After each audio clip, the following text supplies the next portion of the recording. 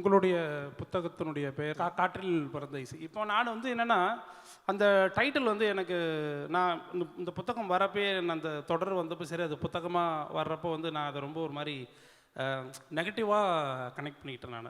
நான் ஆர்ட்டோட கனெக்ட் பண்ணிக்கிறேன். நீங்கள் கொடுத்த விளக்கம் எல்லாம் அப்படி தான் இருந்தது. காற்றில் பிறந்த இசை அப்படின்னு சொல்லுவாங்களே பொதுவாக. அந்த டைட்டிலுக்கும் அதுக்கும் ஏதாவது ஒரு தொடர்பு இருக்குதா உங்களுடைய நூலில்? இளையராஜாவோட பாடல்கள் வந்து அவருடைய இசை, குறிப்பாக நம்ம விஜயகாந்தும் ஷோபா ஒரு படம் நினச்சிருப்பாங்களே, ஏதோ நினைவுகள் பாடல் இருக்கு இல்லையா, அந்த பாடலை வந்து ஒரு உதாரணமாக சொல்லலாம்.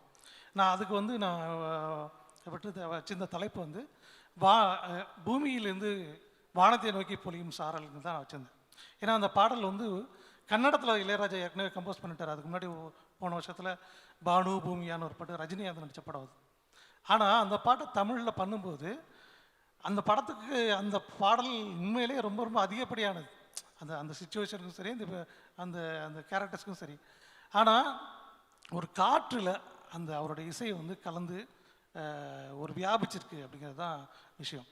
அது வந்து ஒரு இயல்பான ஒரு தலைப்பாகவே அமைஞ்சு போச்சு. ஆனால் இளையராஜோட எல்லா பாடல்களுமே அப்படி தான் காற்றில் வந்து இயல்பாக கரைஞ்சிருக்கு.